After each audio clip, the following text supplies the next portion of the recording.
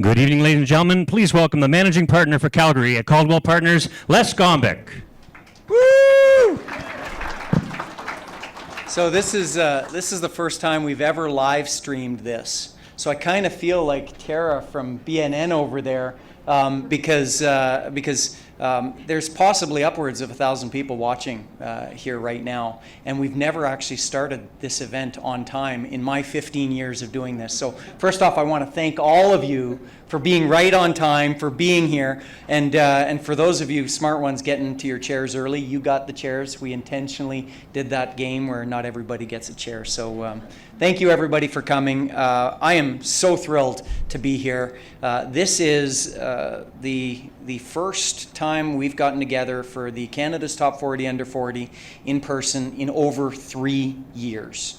And I don't know about you, but I'm pretty excited to not be doing this exclusively by Zoom.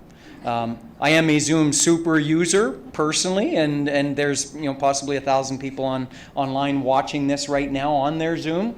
But for those of you that braved the elements and COVID, and some of you braved the airports to get here, I want to thank you for for coming in person.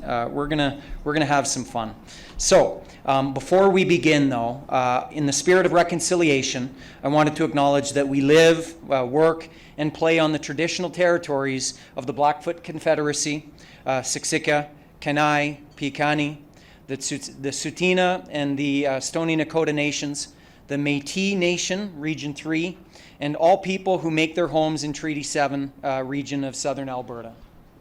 And wanted to acknowledge that, and also wanted to acknowledge this unbelievable venue in particular that we are in, that we're holding for the first time in 3 years.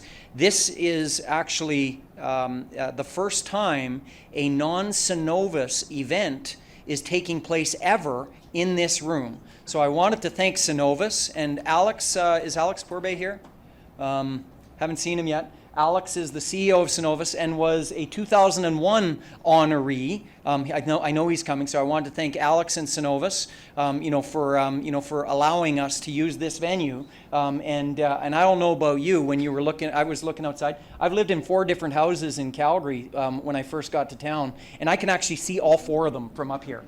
So if you look around, you can. And later, when it gets a little bit dark, I don't know if we'll still be here when it's dark, but when it gets a little bit darker, the lights are going to shine. It's going to look just spectacular. So, but in addition to Cenovus, I want to thank some other people. I want to thank our sponsors. Now, I know, some of you are saying, oh my God, the sponsor talk. Okay, well, you know what? Stop that. We would not be here if it weren't for the sponsors.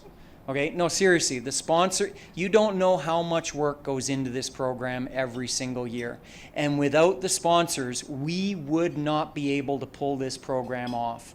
And for, I know Ferio Pugliese, just earlier we were talking, he's an alumni from 2007 and he's one of the judges. He was talking now as a judge, going through the program, seeing what it's like. The amount of effort that goes into this is unbelievable, and we'll talk about that a little bit later.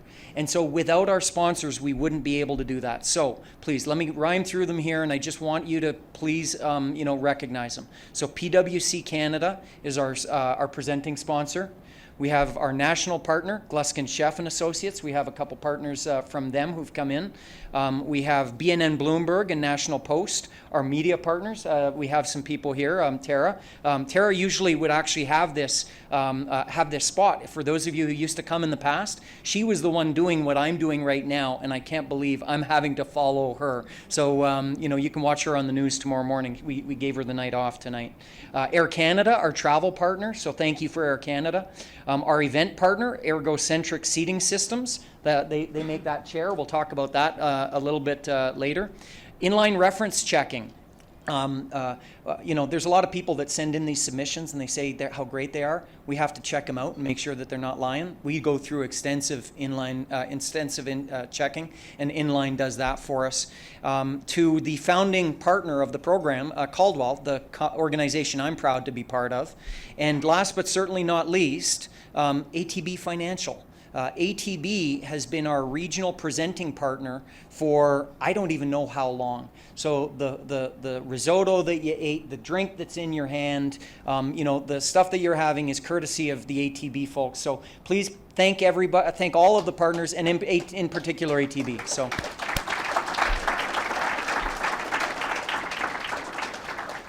So Canada's Top 40 Under 40. This program was founded actually in 1995, more than 25 years ago. And if you remember back then, back in those days, there was a recession going on. There was this, remember people called it the brain drain? The young Canadians were deciding there's no jobs here. I'm going to go down to the U.S. to make lots of money and get a job and have a life. And our founder at Caldwell, Doug Caldwell, said, we've got to do something to stop this from happening. And we had lots of great talent and great things going on here locally. So what he did was he launched this program to celebrate the great things that were going on right here in Canada and the people in our backyard. And I can't believe here we are 27 years later, and although we're not, in a recession, I guess officially, some are saying we're going back into one, but still today, there still isn't that much really to celebrate, other than the fact that, Flames won last night and we, we're finally back together again. But really, there's not that much to celebrate, really, overall. So it's that much more important to take an opportunity to celebrate the successes and the great accomplishments that we're going to be talking about tonight. So, that's what we're here to do, and I'm thrilled to be part of this. So, why does Caldwell do this? Well, of course, as executive recruiters, this is pretty smart. Our founder was pretty smart doing this. We get to know the best and brightest before they're even more super rich and famous than they are today. So, clearly it helps us at Caldwell. And you take Alex Porbay as an example. Alex, was a 2001 honoree. He was an EVP at then TransCanada, and now he's, the CEO of Synovus, and he's, this is his space. So this is what these people were doing back then and what they're doing today, and we're celebrating these people. And so for us at Caldwell, this is a fantastic program. But really, though, at our core, the reason why we do this, though, is we want to bring attention to these people because wait till you hear their stories. They're just doing such unbelievable things. So there's a lot of best lists out there, though, now, right? Everybody jumped on the bandwagon shortly after this. Best this and best that and best restaurants and all of this. But a lot of those lists have come and gone.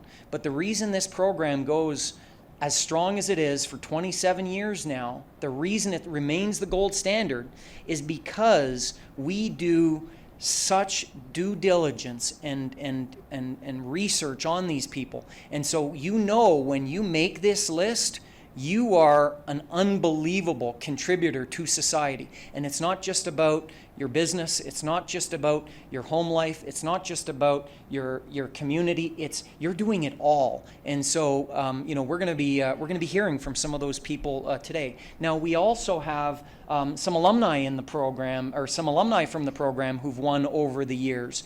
And I recognized a few of them. And if you've walked in, and I'm not acknowledging you, it's just because I didn't see you, but I saw Steve Coles over there, Steve from Hi-Fi Engineering, Carrie Arnett, where are you? Carrie over here. I'm not going to name the years because some of them will say, you can't say that. That tells you how old I am, but not Carrie. She's 28. We've got Byron Niels. Byron, where's Byron? Byron from Enbridge. Thank you so much. Byron. I know I'm going to forget a couple. I know Christian Derbyshire was supposed to be here. Ferio Pugliese, we're going to talk about Ferio. He's one of the judges now, and Ferio is going to come up and hand out these wonderful crystal cubes. Did I miss anybody? Please, I apologize if I did. No? Oh my goodness! I can't believe I'm so sorry about that. We've got Darby Lee Young, level playing field, and see, this is embarrassing. Darby didn't even know the program this was on because she's got such a big spam filter, and she didn't get the invite. And then here I almost forget about her again. Please don't forget Darby. Darby's an incredible contributor to our local community here in Calgary, and for those of you on the video that aren't in Calgary, right across Canada, she's doing some great things. So, as I mentioned, there's a lot of work that goes into this. So again, thank the sponsors. But before we do, I want to talk a little bit about what the program is. This isn't just about this party. There is usually, and I think it was Darby that mentioned, where's the big gala this year?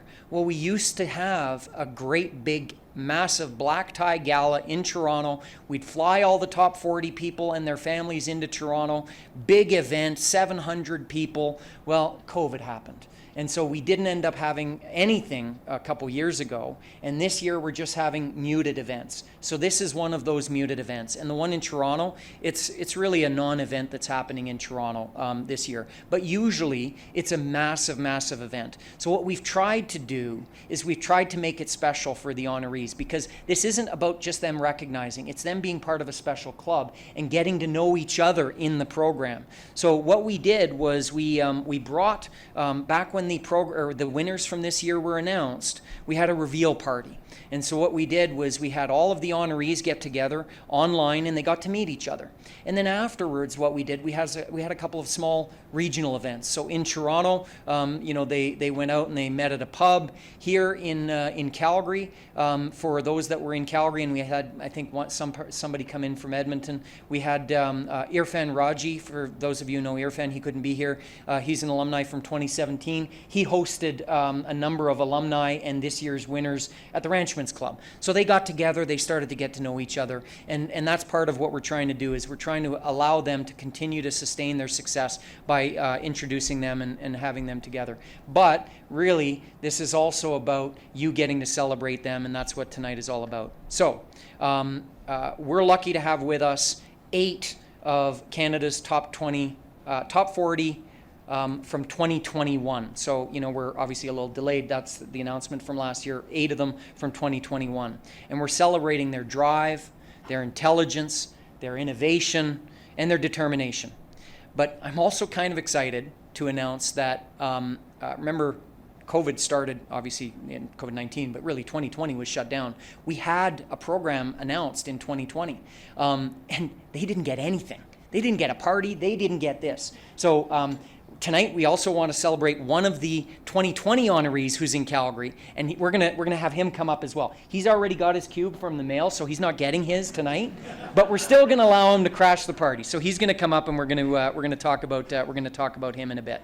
So before we get into all of that, I want you to hear from a couple of our sponsors and why they spend so much time and money and effort supporting the program. So without further ado, I want to invite Tara Lockyer to come on up and share a little bit about why you're involved from ATB standpoint. Thank you. Awesome. Thanks, Les. I'm not in the 40 under 40 club, hence the glasses are going on. So I'm honored to represent ATB Financial here tonight to celebrate Canada's top 40 under 40 from the Prairie region. On behalf of our entire team, I just want to extend our sincere congratulations to the honorees in the room. I would be lying, however, if I didn't say I was a little bit nervous. This is my first shtick since COVID has kind of opened up. So a couple of things are happening today. One, given the youth in the room, I'm worried that you will actually be able to see and hear everything I say, which is not normally the halls that I wander at ATB Financial. Secondly, you may even remember some of it tomorrow. First time I've worn high heels 2 days in a row, ladies, in 2 years. Still rocking them. But such a big deal to be here, and happy to be a sponsor for this wonderful event. Because with all of that aside, there's some pretty phenomenal honorees in this room, and the impact of their work, whether it's through their professional side or how they're contributing into the community, the energy, the time, the intellect, the commitment is just something that ATB wants to be associated with. And like Caldwell, I'm always on the hunt for up-and-coming talent too, so it would behoove me to not be here as well. How amazing the future of everyone in this room. And all of you do share similar characteristics. So as I was going through some of the nominee profiles, there's some words that would continue to pop up. Innovative, influencers, optimistic, caring, genuine belief in the human condition. Those are some pretty powerful words when you're standing in the room of all of the people that have brought those forward. In fact, the Financial Post, when the profiling tonight, said, you know, it's not necessarily about what all these people do, it's how they do it. And at ATB, one of the things that is part of our culture is, you know, there's lots of things you can do into the world, into the community, but how you do it and how you show up is just as important, if not more so important. So thank you for being who you are. You know, we encourage our 5,500 team members to take action, and each of our honorees today is focused on making our communities stronger through their achievements, their leadership, and their passion. And your stories are inspiring. They're inspiring for a couple of reasons. One, just the pure impact of them, but they're also unique. Everybody has taken a different spike or a different path to bring something that's so unique and incredible into their world. So we've got some of you, and you'll come up here and tell us who you are, that are leveraging your expertise to ensure responsible development of our oil sands. I had some laughter with some of our folks in the oil business, you know. Oil's coming back a little bit this year, and we're doing some really interesting and innovative things there in terms of responsible oil sands.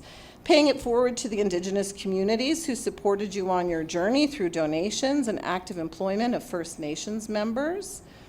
We're aiding organizations to use tech as a way to enable them to engage traditionally difficult to reach populations and empower millions of people to have access to vital new information. Establishing bursary for students from underprivileged backgrounds to pay for university. Oh, it goes on. It really goes on, Les. Co-leading for one of the most ambitious health transformation initiatives in Canada's history, and serving on boards for multiple charities, including the Children's Literacy Foundation. Bringing purposeful cannabis to people through leading ed research and testing. Little shout out there. Recognition as one of Canada's most powerful women, who was also instilling in her children the knowledge of gender stereotypes as a concept of the past. So wow, just let that soak in this small room, small beautiful room, all of the change that's happening and being driven from these folks here. These leaders who have given back to the communities they live and work in, who've taken accountability of themselves to help solve some of society's greatest challenges. These are people with courage, people with vision, I would say tenacity to change the world. And they're folks that, when you start to learn about them, have always had this desire to learn and grow and do things different and never being comfortable with the status quo, and that's really what's going to take us into the future. You're the best leaders of today, and quite frankly, as I look into the room, the leaders that are going to bring us into the future. So congratulations to all of you. Thank you for your commitment to being the leader who you are, the change you've already made in our society, and can't wait to see what you do next. So thanks so much.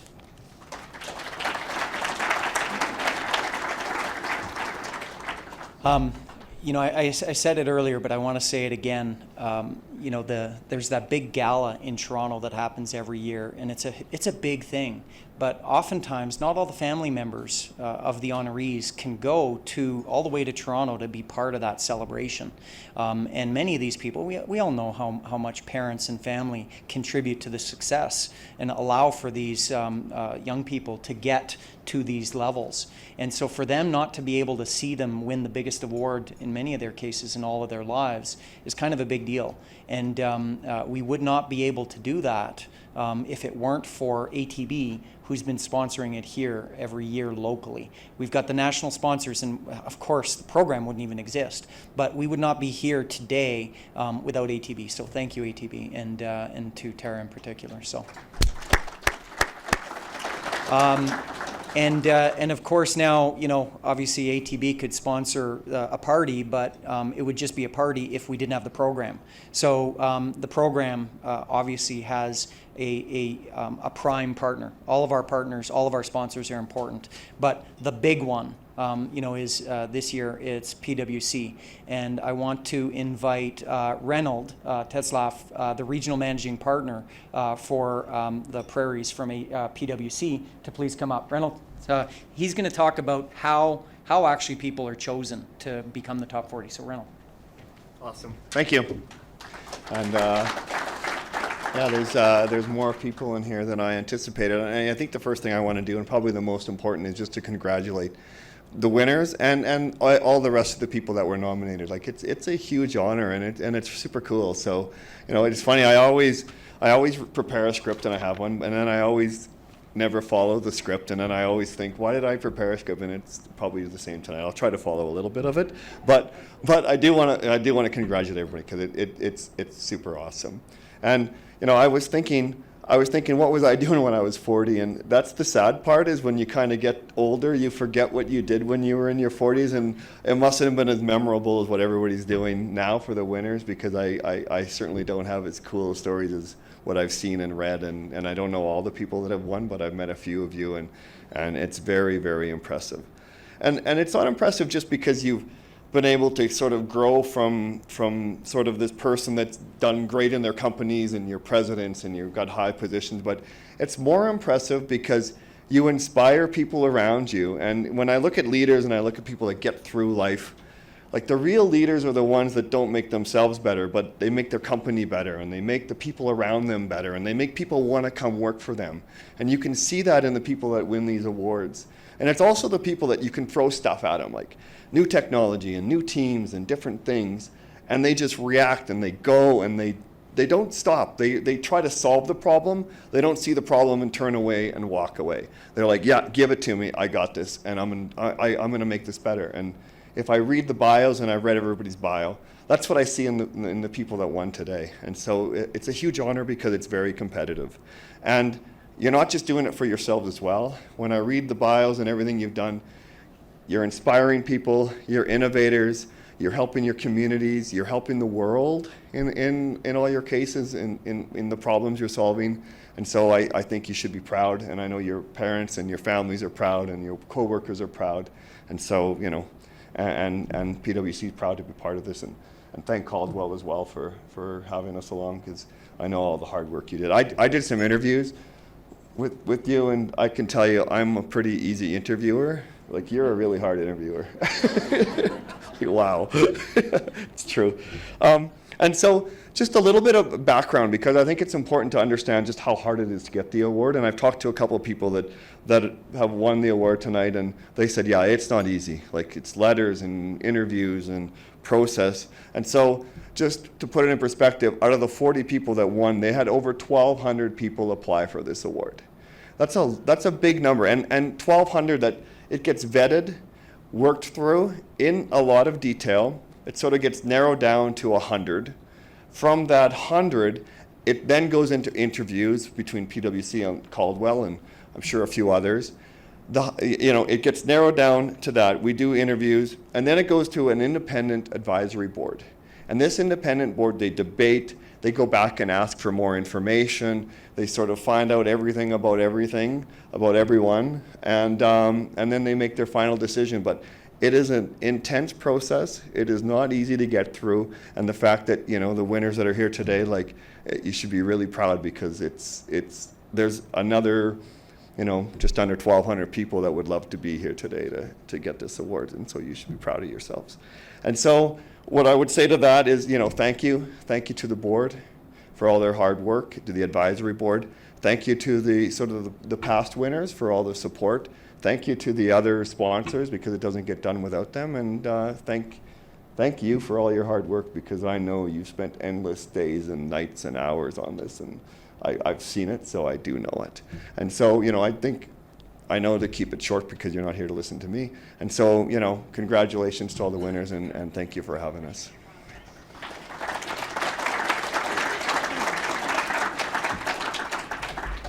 So I actually have his script here, and that wasn't anything on his script. That was way better, Reynold. That was way better. You don't need to follow scripts. You're right.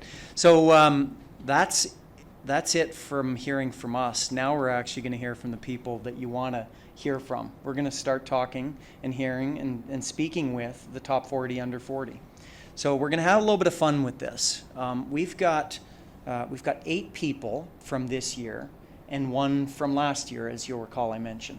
And so what we're going to do is we're going to have a little session we call Top 40 Talks. And so what we're going to do is we're going to bring one up at a time, and that person is going to talk a little bit about, well, really anything they want. They've got 90 seconds.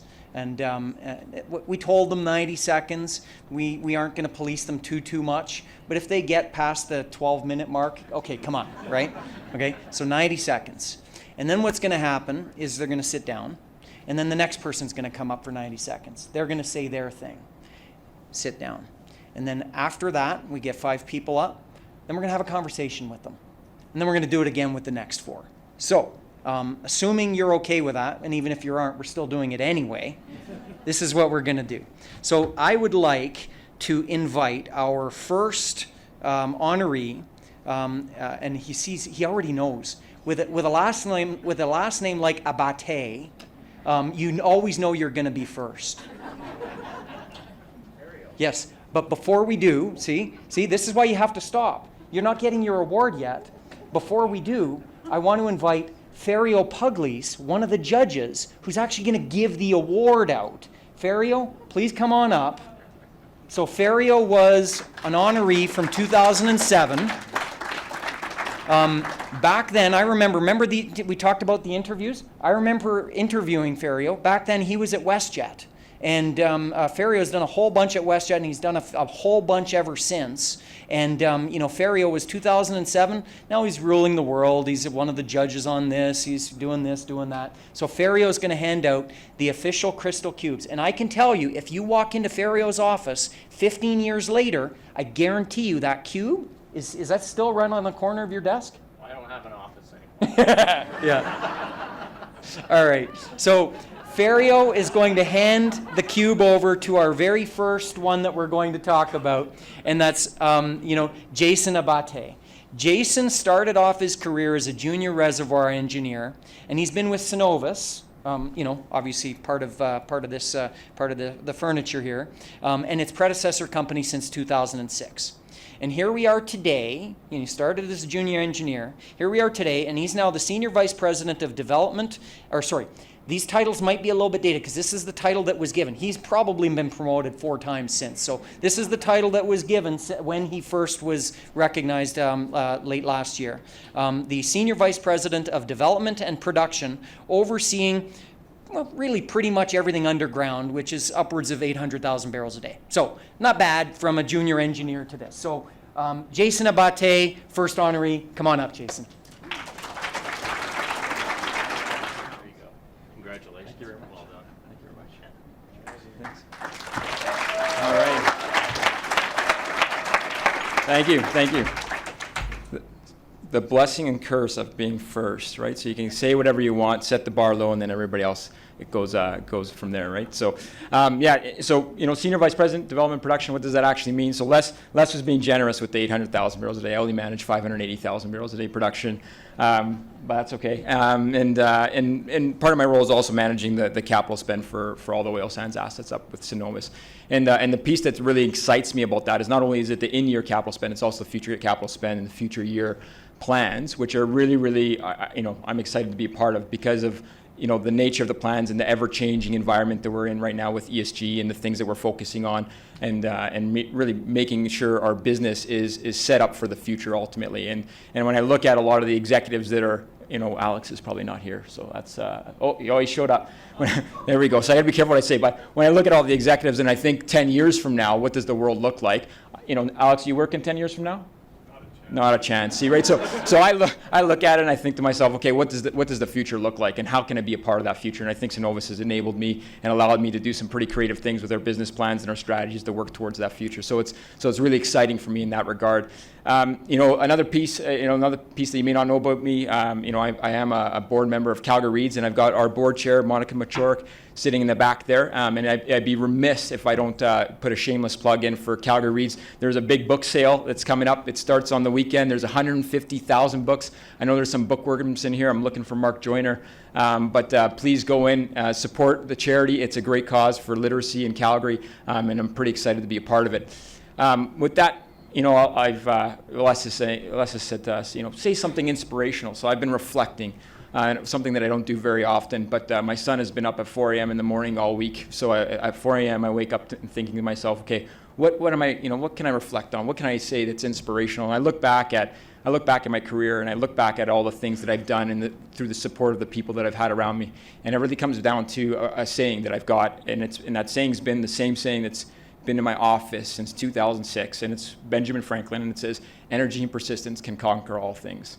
So I look at that, and I think of that saying. I was reflecting on it the other night, and it's, I think when you look at everything that's happened in the industry, when I look at everything that's happened to me in my career, that saying really, really resonates with me. And the perseverance, the persistence thing, I'm Italian, so I'm quite stubborn, so that's an easy part for me. And bringing the energy is something that I like to bring to the teams that I'm a part of. And without those teams, I wouldn't be where I am today. So it's so thank you to all the support that I've had. Thank you to the teams that have helped me get to where I am today. And again, thank you to all the sponsors that have made this event possible. It's truly humbling being part of the group that I'm part of tonight. So thank you.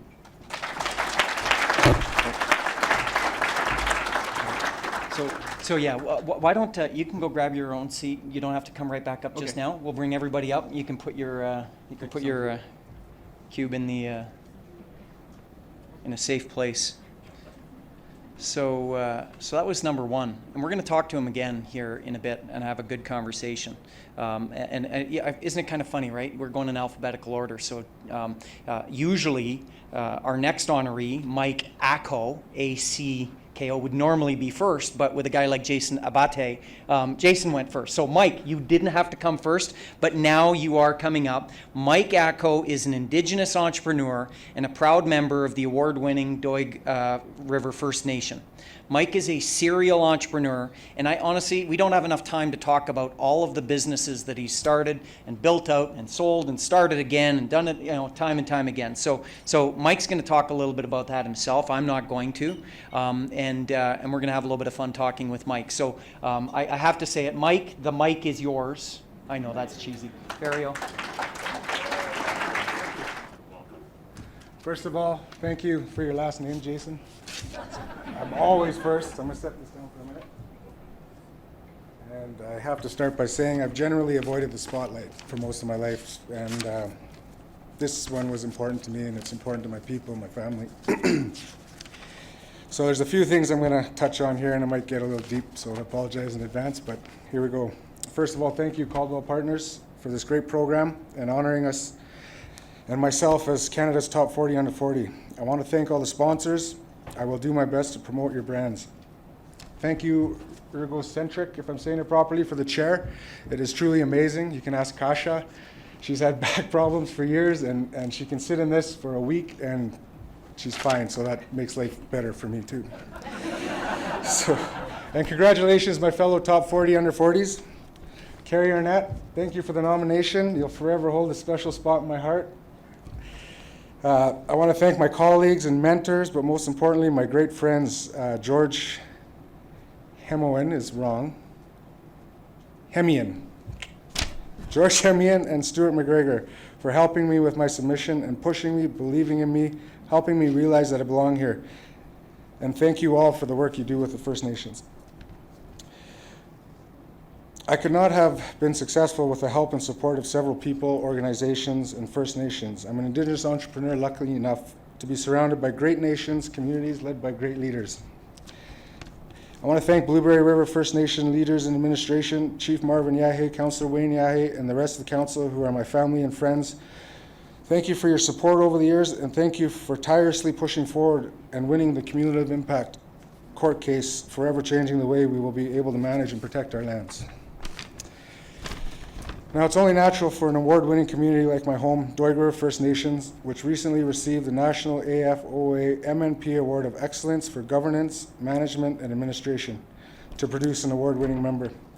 Thank you to my chief and lifelong friend, Trevor McAdahay, past chief, current councillor Gary Oker, councillor Brittany Brinkworth, and my cousin, Councillor Starr, and past leaders. My best friend, Junior, Calvin Davis Jr. is here tonight. Thank you for 6 years of your life as council and help leading our community. He's recently just left council to start a business. So good luck with that, Junior. I'll help you.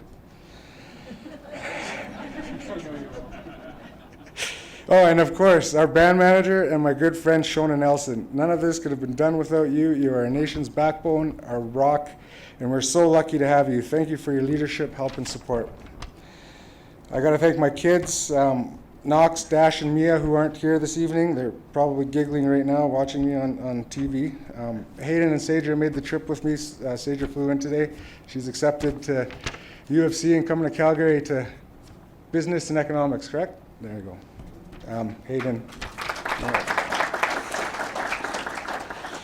I got to thank their mothers, plural. Yeah, Melissa and Darby, that didn't make the trip. My exes, you're great mothers, and thank you for your friendship and support. My girlfriend Kasha, thank you for your love and support and standing with me through this tough year. I've recently exited 2 companies, so I was CEO of EnviroBor and President Scott Hydrovac. I've left that to help nations build out their economic development and business partnerships. What I do is I connect good First Nations with good companies who value the partnership, but more importantly, value the nations and value the spirit of reconciliation. I just want to say I've started a new business venture. I'm going back to where it all started, which is clearing and reclamation, and I'm going to do it socially and responsible. Socially and environmentally responsible. Sorry. Now, I want to take this moment for something that's long overdue and personally acknowledge my father, Samuel Acko, who couldn't make the trip. Unfortunately, he started a coffee a couple days ago, and he didn't want to be center of attention. So, Dad, you're a leader, songkeeper, lead drummer, storyteller, and traditional knowledge keeper. This year has been tough for me. Reflecting on my success and accomplishments comes with reflecting on the tough times. My father and I have suffered so much together. We have lost our immediate family, my 2 sisters, his 2 daughters, my brother, his son, my mother, his wife, whom I wish could be here for this. They would be so incredibly proud of both of us. When I'm feeling sorry for myself and need to stay on track, I think about you. Besides what we have been through together, you've experienced so much more challenges. My dad is a Christian day school survivor who can walk proud with his head held high. Dad, I'm the proudest son, and I love you so much. And it's because of you I can stand up here today, sober, healthy, and alive.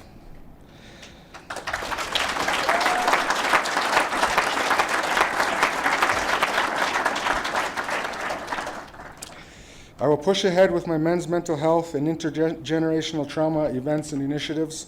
I will do my best to create awareness and slow down the vicious cycle of intergenerational trauma. And I just want to leave you with this. This is a very powerful room.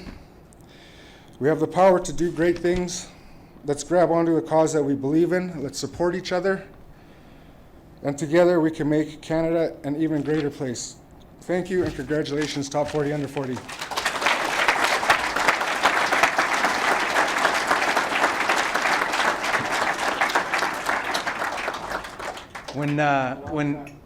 Pardon me? How long was that?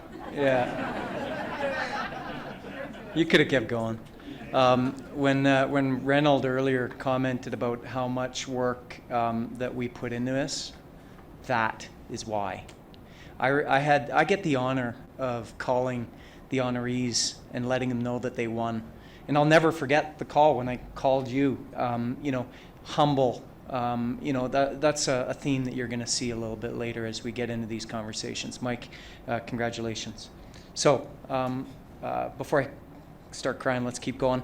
The next award winner is going to be one half of a duo. So you'll notice if you follow the program every year, sometimes it's not just one person, it's 2 people, because they're equally contributing to the success of the organization that they have done. And so this one half of the duo is Mark Boots and his colleague, who couldn't be here because he is on the other side of the world, literally in New Zealand, Louis Dorval, are co-founders of Viamo, which is really interesting. We'll talk about this, and he'll talk about this a little bit later as well. But it's a digital platform that literally solves the world's communications problems in some of the poorest countries and the most remote areas in the world. And Mark actually is here today co-leading this, but he's doing this from his home province of Saskatchewan. So this is a global contributor doing this from, small town Saskatchewan. So I'd like to bring Mark up here. And Mark, thank you for coming in from Saskatchewan and being here today and telling us your story. Mark, you're next.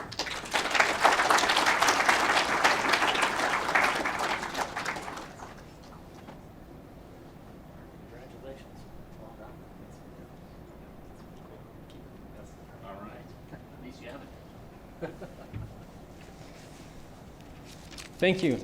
When Louis and I first started working on the ideas for Viamo, it definitely wasn't in a room like this. It was probably in a small, dusty room in Ghana.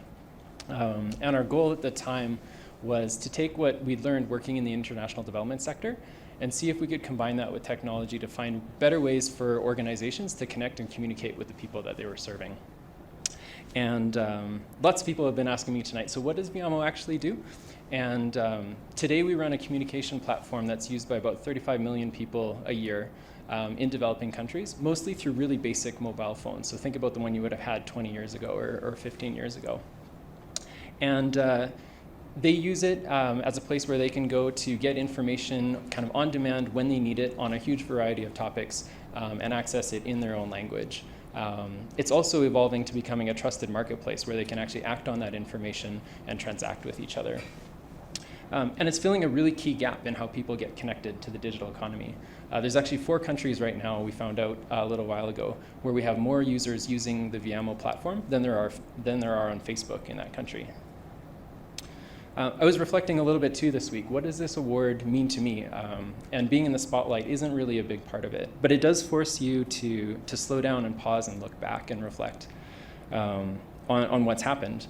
So far in about 32 countries, we've helped deliver almost 500 million messages of life-improving information out to people, especially reaching women and girls and other people that would otherwise have less access to that. We've helped organizations train hundreds of thousands of field staff and community health workers to support them in doing their jobs better. And when COVID first hit, we delivered health content to about 26 million people, sort of in their own language, helping them learn how to prepare and recognize and prevent the disease. And often that's their first opportunity to learn about that. And I think what's special about this award for me is that by recognizing Viamo's work on this, you're all recognizing that those people really matter, that their well-being is really, really important, that they can be important contributors to the global economy and also to their local societies.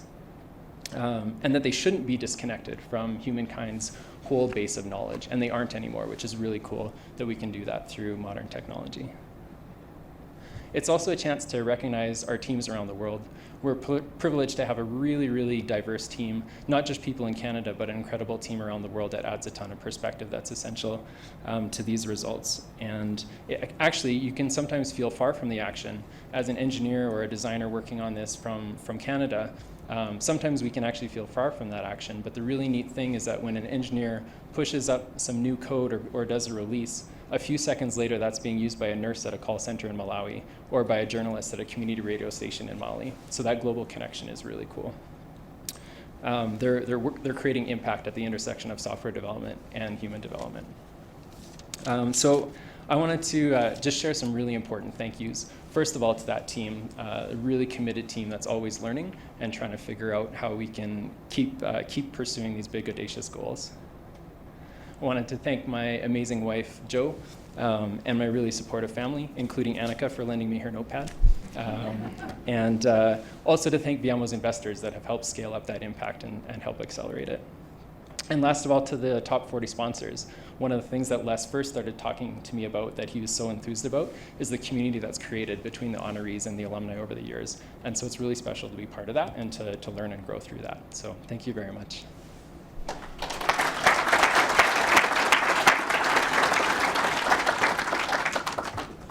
So, it's interesting. I don't know if you travel around the world, and when you do, you put your Canada flag on your backpack, and people love you because you're Canadian. It's because of guys like this. Literally, it's because of guys like this. And this is why we run the program. So thank you so much, Mark. I can't wait to have a conversation when we get up here after our next honoree, who is Ryan Dunfield. Now, Ryan is the founder and CEO of SAF Group, one of Canada's largest alternative asset management firms, founded in 2014 right here in Calgary. And to date has allocated well over $3 billion broadly, with a significant amount of that supporting local industries in this market right here at home when few others were really supporting them. And so I wanted to acknowledge as well that Ryan, this is how much of a community guy and a community focus he is. He wanted to make sure that tonight was extra special. So Ryan and SAF actually gave a few extra sponsor dollars after the fact to say, you know what, let's up, even a little bit more. Let's just make sure we got, so we're, maybe that extra dessert you're going to have later, that one's on Ryan. ATB, said no, we don't want it, and Ryan said no, I want to help. So thank you for Ryan. So with that said, Ryan Dunfield, come on up.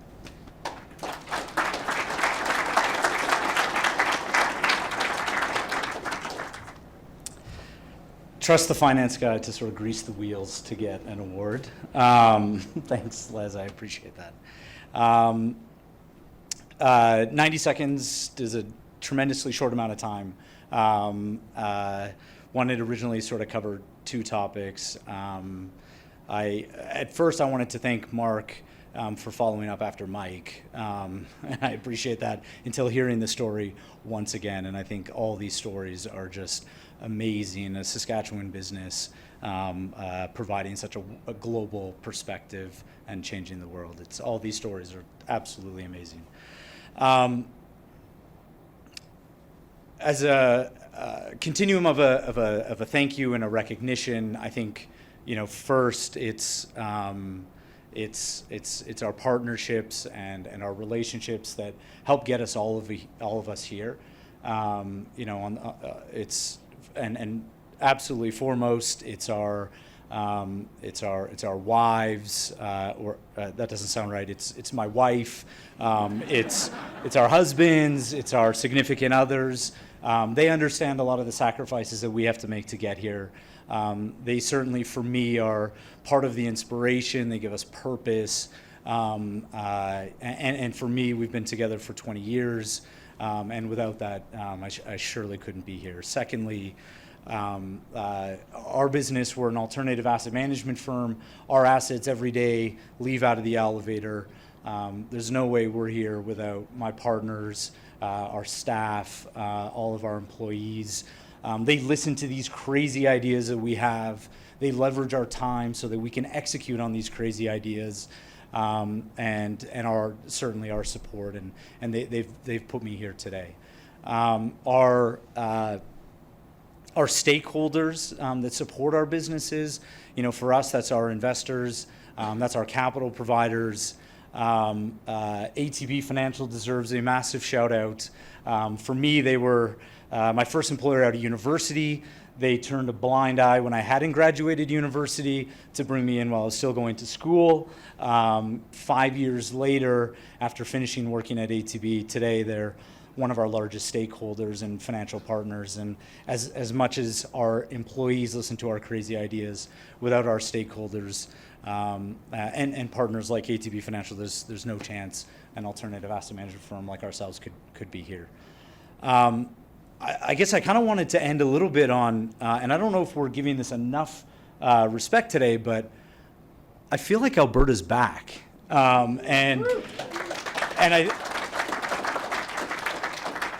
These last 7 years have been, it's felt like going to not for all of us, but a good part of this city, this province, and certainly the Prairies.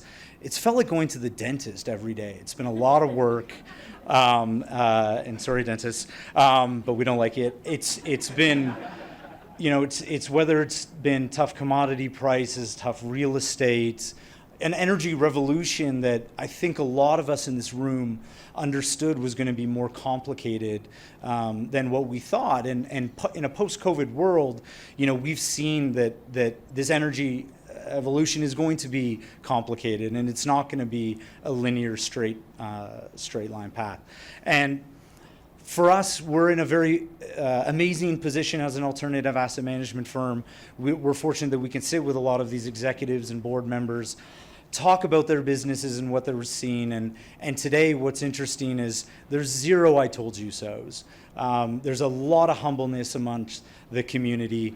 Everyone is excited to be getting back to work, deploying capital, having a little bit of extra free cash flow to think about sponsoring events like the Top 40, but also think about innovation. And I think it's amazing. It's walking through the plus 15s over the past 3 weeks, as it seems like more and more of us are back in the offices, has just been absolutely amazing. So a large toast to Alberta, which I think we're all happy about.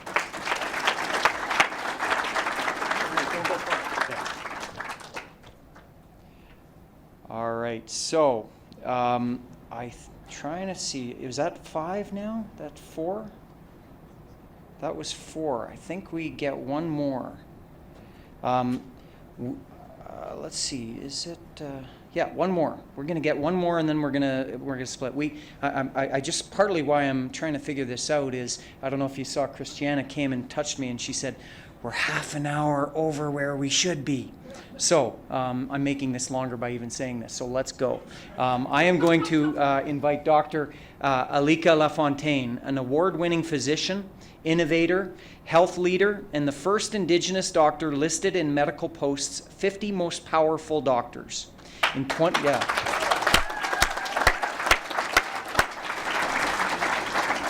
August 2021, he became the first Indigenous and Pacific Islander physician to be confirmed the president-elect of the Canadian Medical Association in its 154-year history.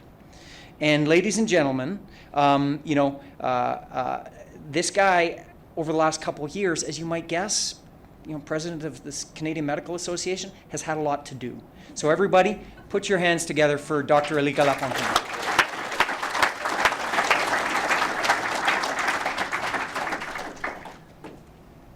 Thanks so much, Les. Just so we get pacing down, I'm going to go through 3 parts in kind of my comments. I'm going to tell you a joke, I'm going to tell you a story, and then I'm going to share with you an insight. When I was in medical school and was thinking about what I wanted to do, I didn't actually know what anesthesia was. And now that I'm an anesthesiologist, I actually realize most people don't know what we do. And we sat around as medical trainees trying to figure this out. And we came up with a really neat term called medical ninja.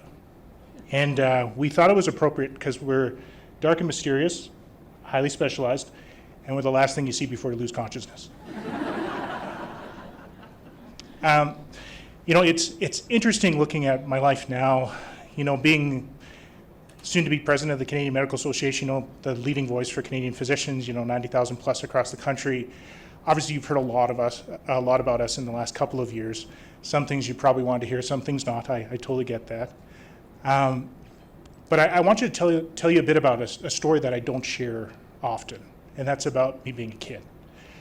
So when I was in grade school, I was actually labeled developmentally delayed. And I had a speech impediment, and I had a lot of trouble reading. And the teachers, being the good-natured people that they were, they brought me in, and they were trying to help me work through my speech problems and my reading problems. And after 6 months, they brought my parents in, and we sat down with the principal, and they told them that I'd never graduate high school. And my mom's, Pacific Islander from Tonga. My dad is Métis, and education was really, really important to them. It was the way that their kids were going to find a way to a better life. And they were absolutely crushed. And I remember being in the car with my mom after that and having her hold me and kind of rock me back and forth and say to me over and over again, "Don't worry, you're not broken. You're not broken." And that experience has led me to a persistent insight that I think has carried over the past couple of years. I think there's times in our life where we feel broken. And over the last couple of years, I've been part of a lot of broken moments for people. People losing family members, people who've lost newborn children, breaking news that changes the trajectory of how long people thought they were going to live or what they were going to be able to do. And what I've learned about being broken myself and then finding my way to being whole again is that it's important to move from these abstract ideas that we sometimes project onto people or things. One of the things that's really been common over the past couple of years is, you hear something that just triggers an emotional reaction. Whoever thought freedom and masks would be connected, right? And I totally get the feeling. But what we don't often do is we dig past that abstraction. Why do you feel the way that you do? How can I help change that? And I think one of the most exciting things about becoming president of the Canadian Medical Association in this period of time is I can help people move from that abstraction to that concreteness. I can help them know why things have happened. I can let them know where there are problems, but also where there aren't, because there's a lot of good things going on in society right now. And most importantly, I can show them how we can change these things. It's wonderful to be a part of this award ceremony, to be a part of this fellowship. I'm really grateful that my wife was able to come. I thank her for helping me take the abstraction that I think about myself and make it really concrete. There's my brother Kamea, who is a co-conspirator in a lot of things that I do, constantly pulling my head out of the clouds and saying, you got to connect with people. You got to understand what they're about. And for other families and friends who are here and are kind of watching over the stream, I think that we can change the world if we start to see each other. And I think if we all realize that at different times in our life, we all feel low, we all feel broken, and that we can build each other up and make us feel whole again. I'm really looking forward to the coming years and the change that I can see in the world. Thank you very much.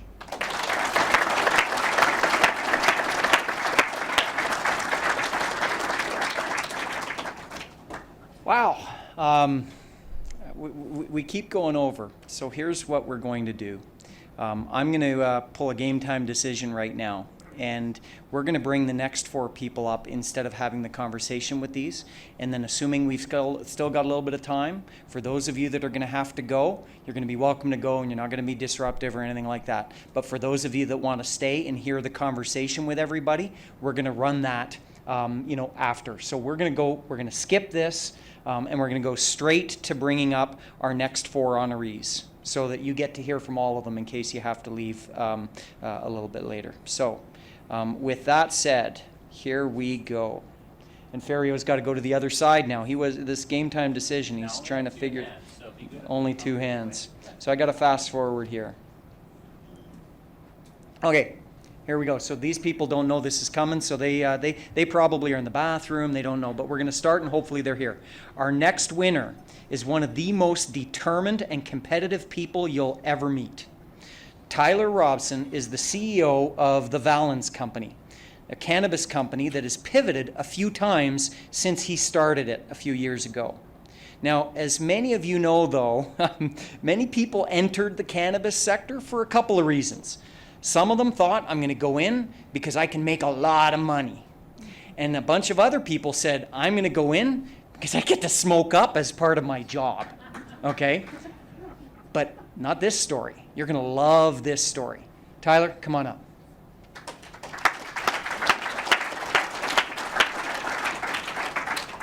Thanks, guys. Obviously, I'm going to tell a very different story than some of the people up here, and I almost feel weird after some of the game-changing and industry-changing stories, because it's something else to see what some of our other honorees have done, and my story is completely different, and I almost feel weird being up here for selling cannabis. It's been a wild ride, and I'll get into it in a second. But first of all, thank you, Les, and thank you everybody else for having me. I'm extremely honored and humbled to be here. When I started the business 10 years ago, I never would have imagined I'd be standing with this group, because I got into cannabis to help people. And the one thing that I saw firsthand is my father actually got diagnosed with cancer in the early 2000s. And I saw firsthand what cannabis could do for people. And it wasn't about getting high, it wasn't about getting stoned or doing anything. It's really about providing them a stable life or a platform to be normal or feel normal. So seeing firsthand what he did and going through the negative stigma or negative connotation of being a cannabis user, the thing we learned in early days of cannabis is the cleanest method of ingestion was actually digestion, so not smoking anything, because a lot of people don't realize when you smoke a joint, you actually inhale 5,000 parts per million of butane, which isn't a clean method of ingestion. So it's really about getting into the endocannabinoid system and really being a medical benefit to people. So when I started basically going to university, I ended up going to the University of Saskatchewan, go Riders. Basically making my way back to cannabis after graduating and playing a little bit of football. What I basically wanted to do was do something completely different than anyone else had done in cannabis. So I actually skipped cultivation altogether and went to something what we'll call 2.0 products, so really derivatives. So not smoking anything, but really 2.0, consistent dosing, rapid onset, rapid offset, and being ethical and consistent in cannabis. So raising money was extremely tough, almost impossible. When I was out there pitching the Valens story to help people, everyone's like, well, how big is your grow? And unfortunately, I didn't own a grow. I wasn't growing anything. I was buying it and manufacturing cannabis. So it was extremely tough. And 10 years later, I've been extremely lucky to work with the people I have and be put on the platform and be included in such a tremendous event. So it's been a wild ride, and I'm humbled to be here. And again, thanks for everybody for having me. And the fact that I get to sell cannabis is my career and really help people. To me, it's personal. Everybody uses cannabis for different reasons, whether it's anxiety or depression or pain relief. And that's what keeps me motivated. That's what gets me out of bed. And like Les said, people have come and gone from the cannabis space. I'm now the longest standing CEO in Canada, and we're really just kind of getting started. So again, thanks to everybody, and I truly appreciate you involving me in this. So thank you.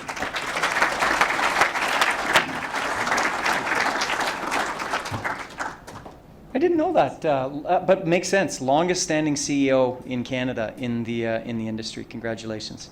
So next up is Angela Thompson, the Vice President of Project Services and Director Environmental Services at Flint Clearstream. She's a proud and very involved mother. She sits on the board of directors for Kidsport Calgary, and in 2020 was recognized as one of Canada's most powerful women.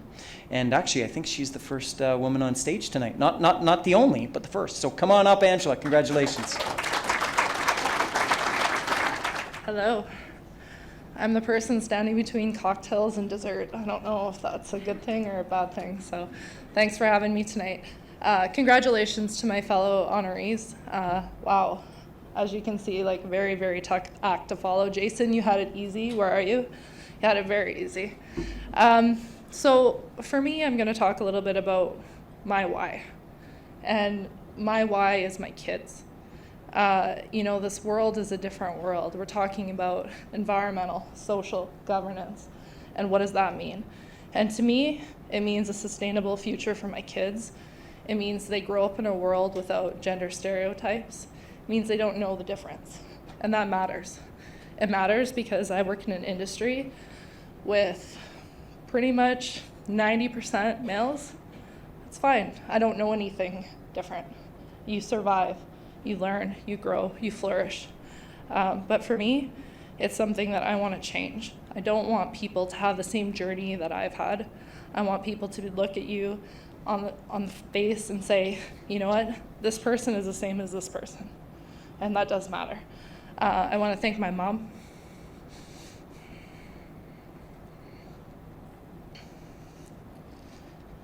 She raised the four of us by herself. Turned out okay.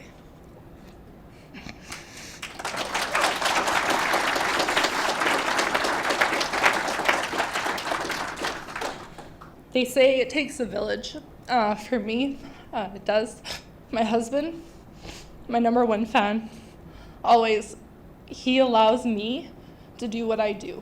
He is always there to support me, whether my dreams are bigger than anyone could imagine. He's there with the kids. He is my number one. I could not do what I do without him. So thank you, Chris, for that.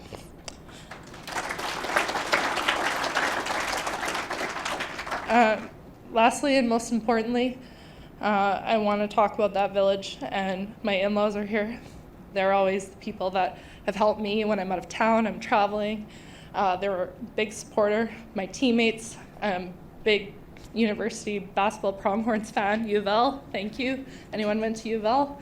My teammates of 20 years are here. My best friend, 20 years, played basketball together. And lastly, kids sport. So for anyone that doesn't know what kids sport is, we help kids get back into sport, engage in sport. We've had a record downturn where kids can't afford to play. And that was a large foundation of how I grew up, is through sport. I learned discipline, I learned teamwork, I learned work ethic. So, you know, for me, it's a very personal cause. And for anyone who's interested in donating towards kids sport, come chat with me. I'm probably gonna hit you up later anyways. But in all seriousness, a lot of kids don't get that opportunity, and it matters. So thank you to the sponsors, and thanks everyone for your time.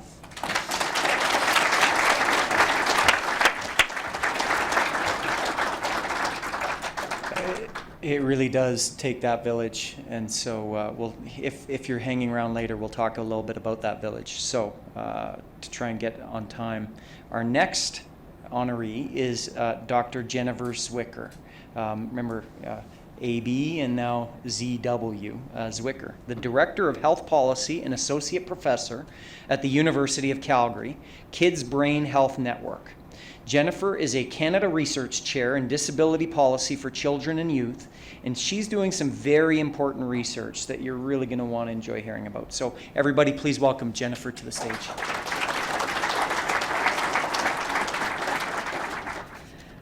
Hi, everybody. So yes, my last name starts ZW, and sometimes in school that's always good because you can sneak into the classroom a little bit late, but this is one of the toughest acts to follow. So this is my first talk where I haven't had to unmute myself on Zoom, so that's really exciting. Yeah, but in all seriousness, first and foremost, thank you to Caldwell and to all the partners and the committee and everybody who made this possible. You can see it's a really amazing group of people to be considered among, and you know, it's very humbling and inspiring to get to hear everyone's stories. I wanted to take a moment to thank first and foremost my family who are here today, and it's just really, really special to have them here and to have the opportunity to celebrate this with them and share this with them. So my mom, my dad, and my husband are here, and I just wanted to thank them. And I have a little 8-month-old son, and I'm able to be here because of that support and that network. So just really, really grateful to them.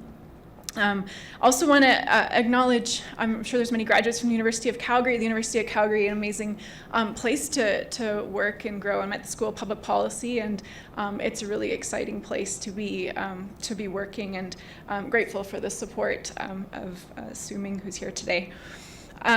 Also a part of Kids Brain Health Network, which is a network of Center of Excellence focused on improving outcomes for children with developmental disabilities and their families. And this is the piece I want to talk to you a little bit about today. My research focuses on disability policy for children and youth, and most Canadians think that Canada fares pretty well in regards to child health and well-being.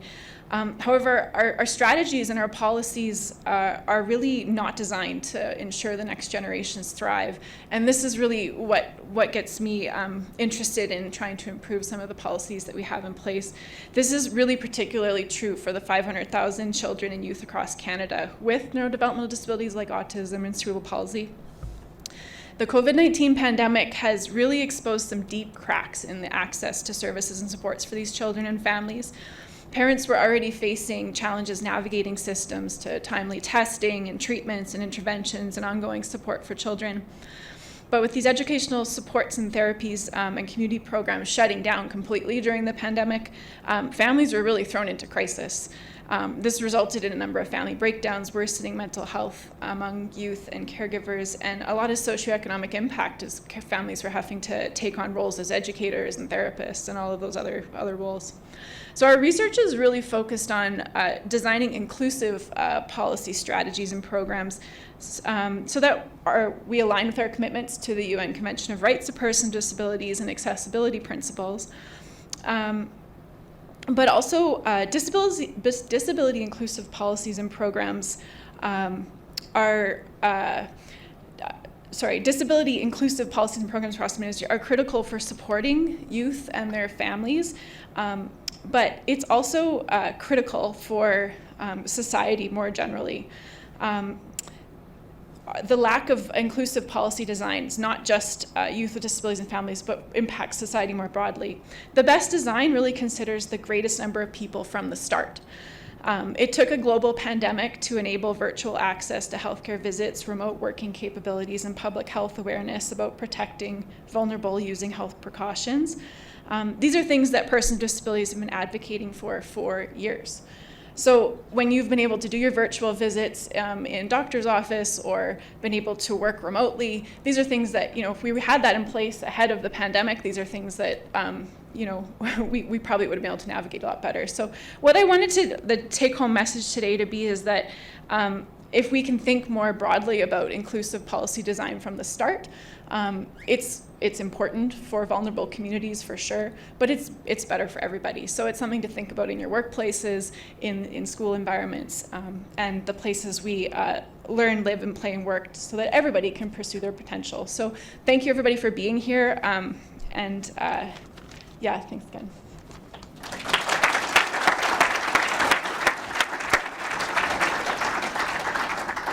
Should you stick around a little bit later for what I'm now going to call intimate and interactive with the top 40, you're going to really like to hear what she has to say when she digs into some of the research that they're doing over there.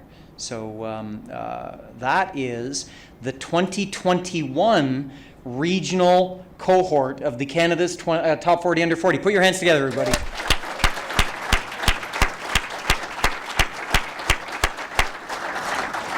Now remember, we have this almost every year. We had a little bit of a hiatus there for a couple years, but we had to stop one because of COVID. But we did one during COVID that hardly anybody heard about because we didn't have a party.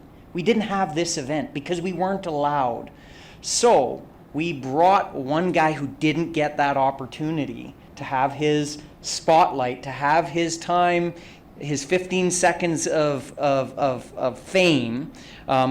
We have Mark Thompson. So Mark is with Nutrien. He is the EVP and Chief Strategy and Sustainability Officer, and he won when we were all in complete lockdown. So Mark, you already have your cube as we talked about, so you don't get another one, but you do get the mic, so come on up.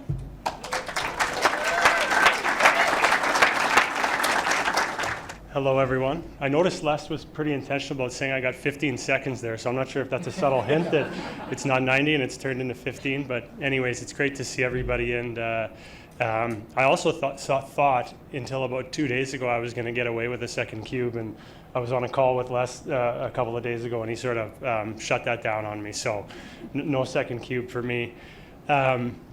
First of all, I think listening to everybody speak tonight who won the award in 2021, I guess maybe I'll just start with a couple of thoughts and reflections, given that I'm sort of 1 year removed from that. And I think the first is the words tonight and what's been said and the contributions are just outstanding, and it's an exceptional group of people again. And I remember when I first got the award, one of the first things we did was meet the other honorees.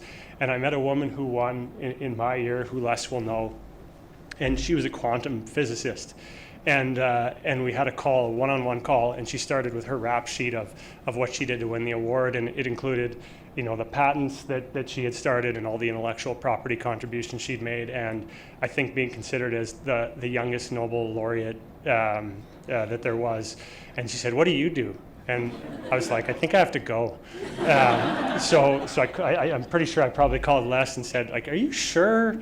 Did you get this right? Am I on this list? And so I think, again, tonight you can see just the outstanding caliber of the people that are considered for this award. And it's really humbling to be a part of this group, sort of looking back in time at the group that I received the award with, but again, looking at this year's cohort. So when Les and I chatted the other day, we talked a little bit about the award itself, but Les suggested maybe a few words on, what's put you in a position to even be considered for something like this, and what are some of the reasons that you've been successful in the roles that you've had. And I think, this question comes up in mentor relationships, and I'm quite honest with people that I think 80% of it is luck and opportunity and being in the right place at the right time, but there's 20% that's really important, and I'll talk about some reflections on a couple of the things that I've observed. So like some of the other honorees here tonight, I grew up in Saskatchewan,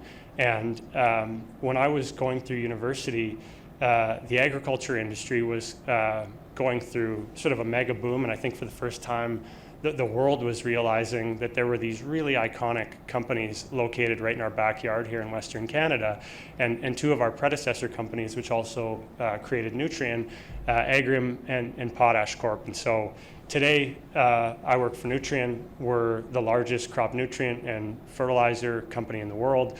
We're also the largest ag retail company in the world, which means that we work with farmers around the world and provide them everything they need to grow healthy, nutritious, sustainable food, and that business is also the largest of its kind globally. So we have a really unique company on the global stage located right here in our backyard.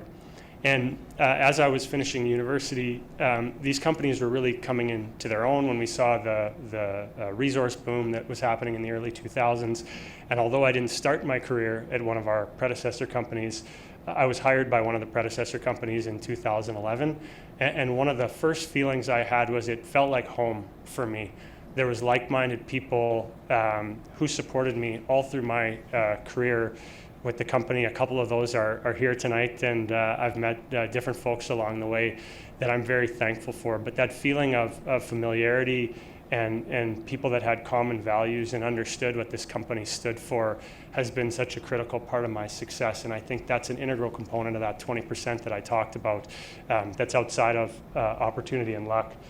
I think the second piece is around purpose and waking up every day, going to work feeling like you're doing something bigger and well beyond yourself. And I think, as I said, in the early 2000s, I think the world became aware of what this industry was all about in a much bigger way. But if we look back at our lives from the past couple of years and even what's happening in the world today, I think we've got really stark reminders of why this industry is so important and what it means to all of us. And I think one of the most profound experiences that I had was at the beginning of COVID, walking into a grocery store and seeing empty shelves in Western Canada for the first time that I can remember in my life.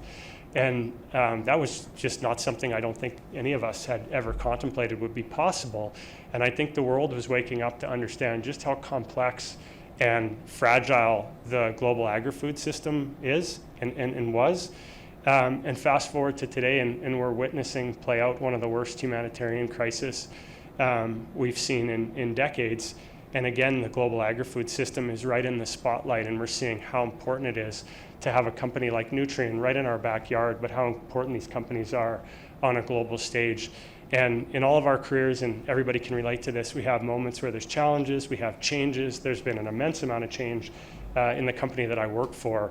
But through all of that, the purpose of getting up every day and being able to go to work and really feel good that you're doing something much bigger than yourself and contributing to something that's truly helping the world and help feed the world in a sustainable way, I think has been an integral part of the reason that I'm still with the company, but also that I can continue to do what I do and want to achieve more for those reasons.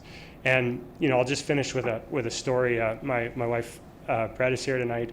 She's been a huge support for me, but we've got a daughter named Wynn who's 6 years old, and I think for the first time 2 years ago, pardon me, she was asking me what I do every day when I go to work. You're traveling around all the time. What are you doing when you go travel? And I said to her, well, Daddy works for a company that is helping farmers grow food to feed people. And she said, that's cool. Sounds neat. And I agree. It's cool. And it's been such an amazing ride. And I think that purpose has continued to stick with me. And I think even where we sit today, there's never been a more important time to be in our company and in our industry doing what we do. And so I think the takeaway for me is, obviously, I always love to say you got to spend half your life at work, so you should do something you love when you go to work. And if you do that, you're going to be really successful and good things are going to happen. And that's been one of the biggest reflection points for me. So Les, thanks to you again. We've had lots of conversations over the past couple of years. Thanks to the sponsors. Thanks to my wife, Brett. Thank you to my colleagues for being here to support me, and congratulations to all the other honorees.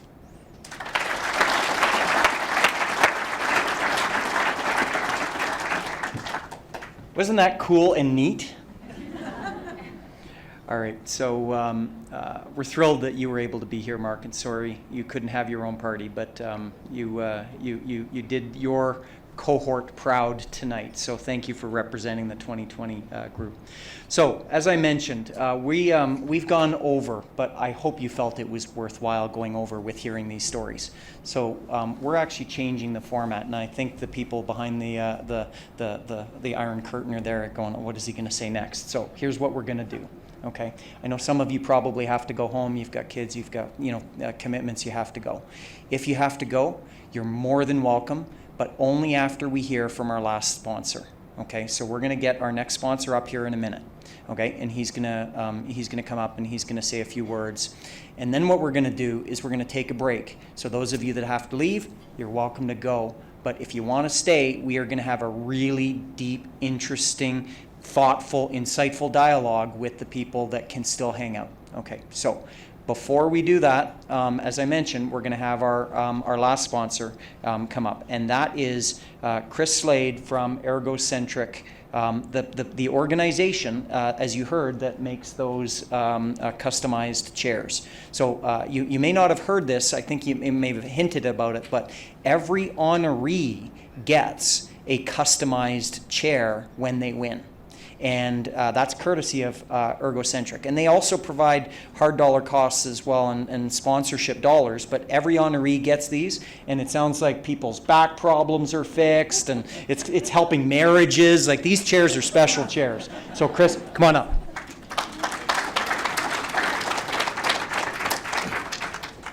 Thanks, Les, for the introduction, and congratulations to our winners and nominees.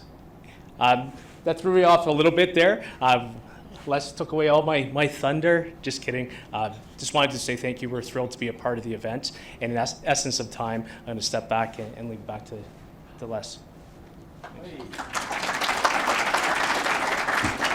Well, I didn't mean to steal your thunder, but I do want to say, honestly, these chairs are literally godsend, and we hear all the time. In fact, actually, just for those of you that aren't able to stick around, we had one of the honorees say a fun story that their chair, when they moved from the office to their house, they took their favorite office chair to the house because they only had, the kitchen chairs at the house, and they didn't want to sit in that. And they thought, okay, well, nothing can get any better. And then their custom chair came, and it was like, I can't believe chairs actually feel this good. Okay, so thank you so much for your sponsorship and for your partnership throughout the years. We really appreciate it. So we are going to continue after a little break, and we're going to hear from some of these people. But for those of you that can't stay, okay, there is a homework item. You know, they say never such thing as a free lunch or a free cocktail reception. There is a homework item. This program is only as good as the nominations. We can't do this unless we get those nominations of all of these wonderful people. Now, you heard from some pretty special people here tonight. I would suspect that many of you have an idea of maybe somebody else that has something like that in them. So I'm going to follow up with every single one of you, and I need a nomination from every one of you at some point over the next little while so that we can keep the program going. So that is the homework item. So for those of you that have to go, I want to once again thank all of our sponsors. I want to thank all of the honorees. I want to thank my colleagues at Caldwell as well, who put enormous amounts of work into this. So Travis Presbitero, who many of you saw, the best dressed guy here. Christiana Chan, she came in from Vancouver tonight. And unfortunately, our director of programs, Michelle Jerza, who everybody who's been with the program, Mark, everybody knows Michelle. She is Mrs., the queen of Top 40. She just couldn't be here tonight. I wanted to thank all of you for all the hard work that you do. I'm just the talking head. I come and eat free food from ATB and hang out with the pretty people at PwC and all the other sponsors. We couldn't do all of this without all of your support. And then last but certainly not least, I want to thank all the spouses and the family members and that community that you heard so loud and clear. Many of the people here today wouldn't be able to be here if it weren't for that network around them, propping them up. So a special thanks to all of you. And for those of you that have to go, have a great night. Those of you that don't, hang out. So we're taking a 5-minute break. Fill your glass, grab a piece of food, and we're going to get up again here for in about 5 minutes. I've got some questions here that I just thought might be interesting that will prompt some dialogue. So maybe I'll just ask Jason first. So Jason. First again? What's that? First again? First again, yes. So Jason, I find it interesting, right? Because you talked when Alex was here. I don't know if he's still here. He's not going to be here in 10 years, but you certainly will, and so will many of us. We'll all be around somewhere in those 10 years, and that future is completely uncertain. Obviously, there's a whole energy transition happening, but we don't know what that looks like. You take, for example, what just recently happened in the States, for example. We're never going to drill again on Crown land, never again. You got my word. Get elected, and then boom, there's a war, and all of a sudden, okay, you know what, let's start drilling as fast as we can. So clearly, the world changes overnight. It's very opaque. So how do you lead an organization like Cenovus, and how do you lead generally in a world that changes all the time, Jason? Do you have any comments on that? Yeah, that's a good one, Les. And I'm going to try my best not to step on any political landmines because that could be dangerous. But Harbier, we were talking, and Harbier is one of our executives, and we were talking earlier, and he said the first question you got to ask, are there any media people in the room? And I don't think we have anybody in the room, so I don't have to be too cautious. Unless you've invited someone, Les. But it's a polarizing world that we live in right now. It's quite interesting, right? It's so divisive with everything that we talk about in the energy industry or just in general, right? And it does become really tough to lead an organization through that. And I think Cenovus has done a great job. And what I try to do with my team is really try to create some structure, really try to create a long-term strategy, a plan, and anchor everybody against that strategy and anchor everybody against that plan. And if you don't have that plan, it becomes difficult, right? Like our business or most businesses in general, they don't turn on a dime.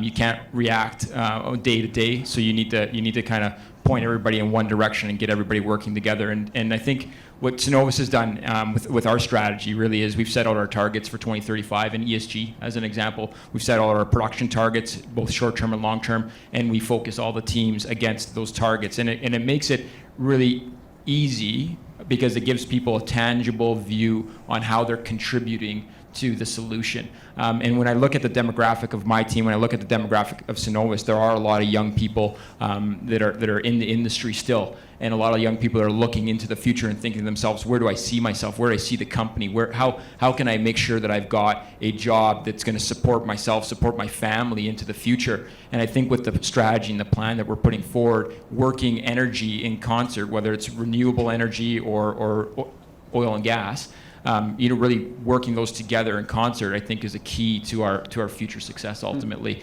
I think the big piece that everybody needs to think about is how do we work this together ultimately, right? We can't be so polarizing, and 1 minute we're shaming the oil and gas industry, and the next minute we're asking it to turn on the taps. And again, it's not like there's a well over here or a valve that you open up. Like, this is a tough business to churn, and with what the businesses have been through for the past several years, there's some reluctance to churn it quickly, simply because you don't know what's next. You don't know when the next recession is coming. Ryan in the elevator on the way up here, he's like, there's going to be a recession coming, right? You didn't say that.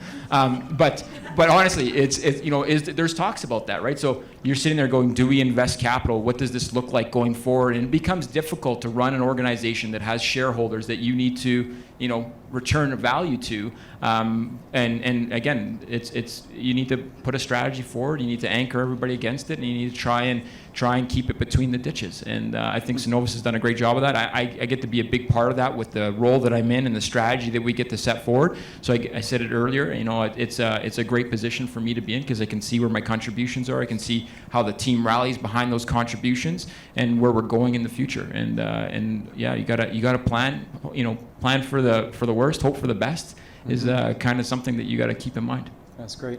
So this is going to tell you how good these people are thinking on their feet. I'm going to start throwing some different order changes here.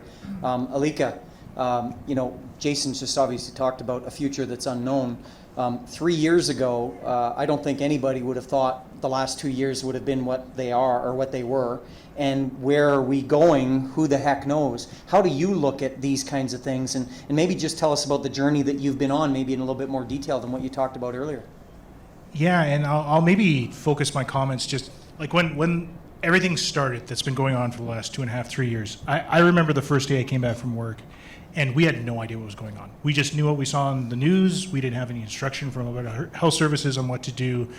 There's a lot of chaos. People were putting masks in like locked closets because they didn't want to run out of equipment and all these other things. And I actually slept in the garage for the first 3 weeks after coming home because I didn't want to get my family sick. I had no idea what was going to happen. And I think the first thing that I learned about, the question that you asked was that people are willing to deal with uncertainty, but not forever. Right? And so it was reasonable at that time for things to be chaotic and other things, but over time, people want you to explain what's going on. They want you to be able to show where it's a problem, where it's not, and then they want to know the variables that are going to play into the decisions that you make. And I think we've seen that to different degrees in the past 3 years, but I think even more broadly, even when we talk about things like public versus private healthcare, can we actually explain what we mean by that? Because when I look at things behind the curtain, it's literally the same people just picking up their stuff and moving to a place that's now privately owned, and they're running it exactly the same way. So are we really getting, what we want that's different out of these things that we label? And so polarization has brought us to a place where I think we don't really see each other anymore. It's easy when you're online on like Twitter and somebody throws something up and just to attack them because you don't know who they are, And I really love that we're sitting here in person because I get to see you. I get to feel your energy. I get to listen to what you have to say. And I see you as a person. Like, you're not just this thing out there that I've kind of made up in my head. And if we're going to get to the place where we're going to deal with these big problems, I think we have to treat people in the way that they naturally act. We need to know that we need to get to the point where we can actually explain how this stuff works. You deserve an explanation, but I need to listen to you to make sure I explain it in a way that works. There's expertise that I can bring to the conversation, but there's stuff that I don't know as well. And then finally, those variables. And, I like what you said in your answer, Jason, when you talked about, like, these are our targets or other things. That is literally what you're talking about when you're explaining your variables. This goes up, this goes down. I wear an N95 at work when I'm intubating people because it's high risk. I'm here around you guys. I know what the vaccination rates are here. I know what the wastewater levels are like. So I'm managing my risk. And if we can get people to the point where we can see each other and we can talk to each other like that again, I think the future is pretty bright for healthcare here in Alberta. That's great. Thank you. Maybe a little bit of a segue in terms of communicating and getting messages out there and having a better idea of how to support. Maybe Mark, over to you.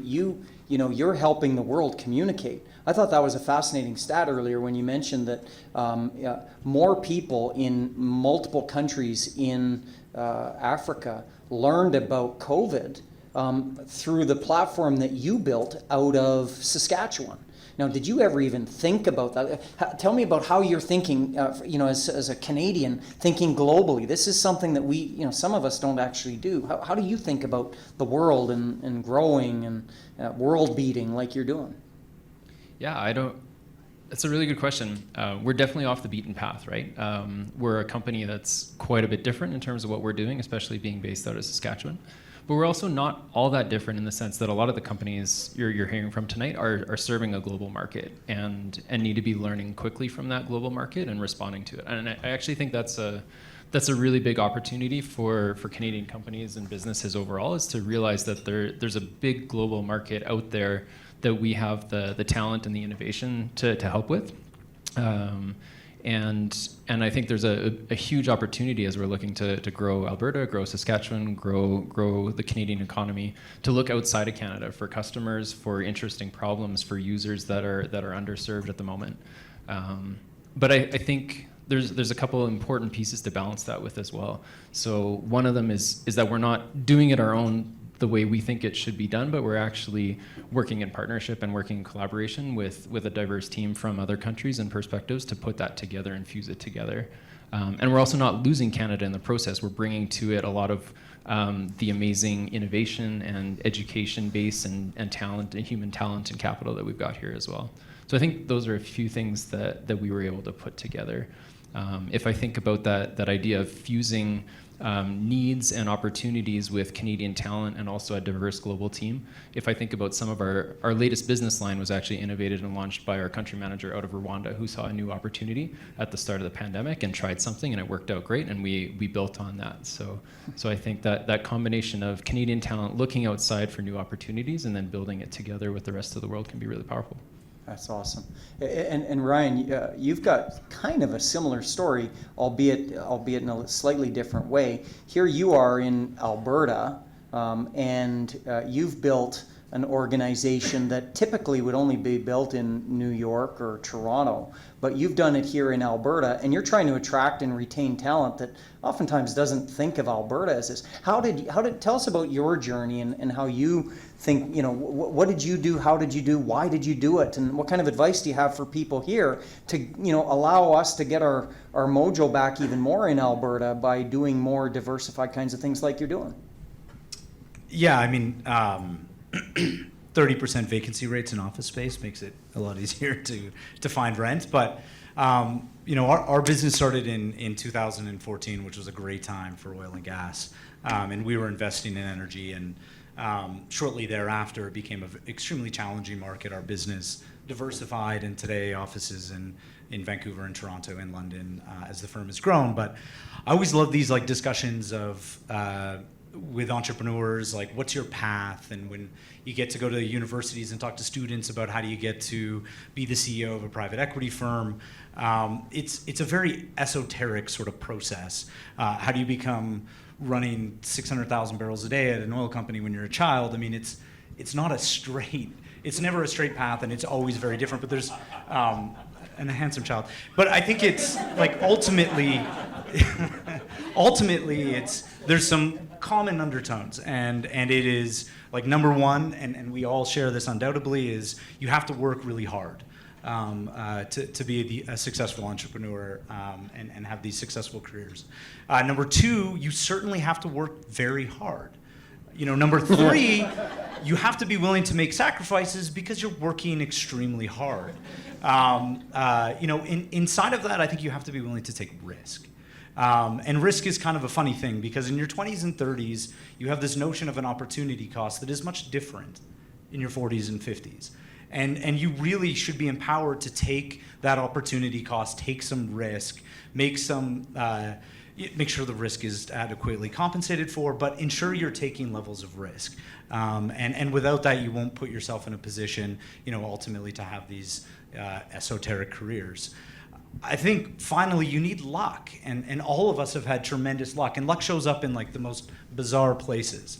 For us, when our business had just started and energy was certainly out of favor, but we felt like we had this kind of cool mousetrap, and we wanted to raise a little bit more money, but we needed to raise a bunch more to sort of de-risk how we were investing. But we were a bunch of Calgarians trying to figure out how do we raise $600 million. There was a chairman of one of the globe's largest asset management firms that was coming off the elevator and got off on the wrong floor, and ended up seeing one of the family office members that officed with us, saw him in and said, hey, I'm on the wrong floor, but what are you doing? What is this staff group? Ultimately that professional was not interested in talking to an asset management firm, so he sort of flicked them off to us.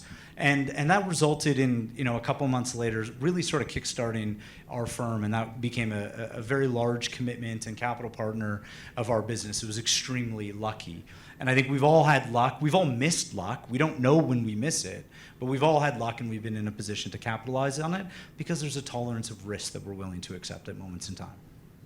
Well, that's incredible. And I think, you talked about that luck and the hard work, but you can't get the luck and you can't be in a position to deliver on the hard work unless you've got a community of people supporting you there to take that risk if you fall down. or to prop you up if it doesn't work out, or to put you in those positions where that luck happens. So maybe Mike, you talked a lot about the support that you've received from your community. Did you want to maybe expand on that a little bit, because you're the poster child of having the support network around you and putting yourself in a position. So maybe you can go. Yeah, well, I guess this year and this nomination has really made me realize how much support I've had, and reflecting on. Did anybody hear the beginning of that? Yeah. Okay.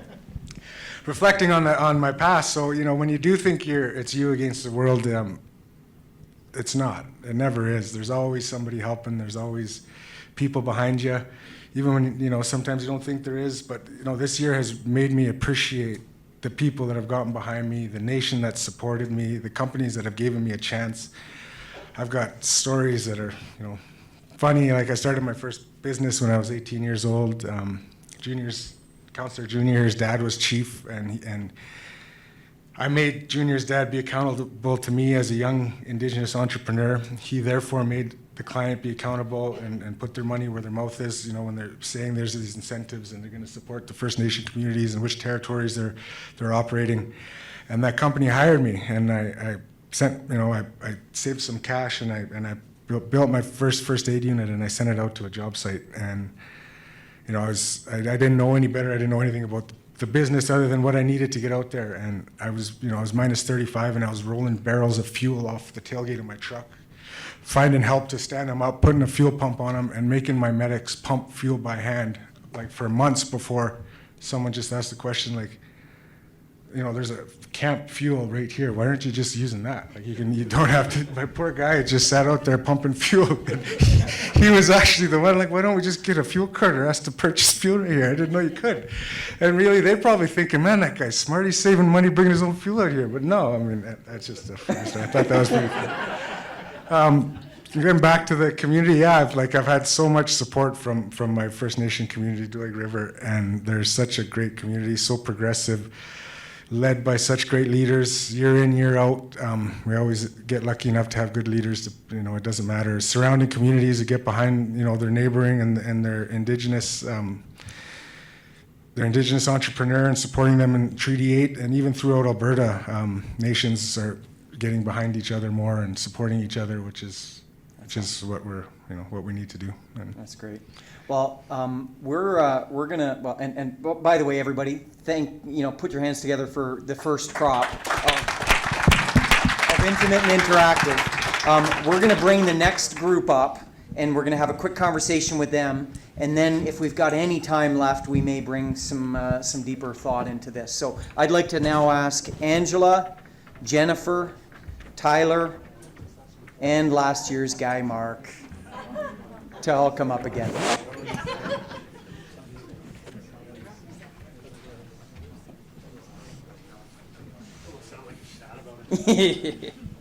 So I think a good segue is maybe for you, Angela. You talked a lot earlier as well, and we certainly just heard from Mike around that community support. And by the way, that's for everybody here.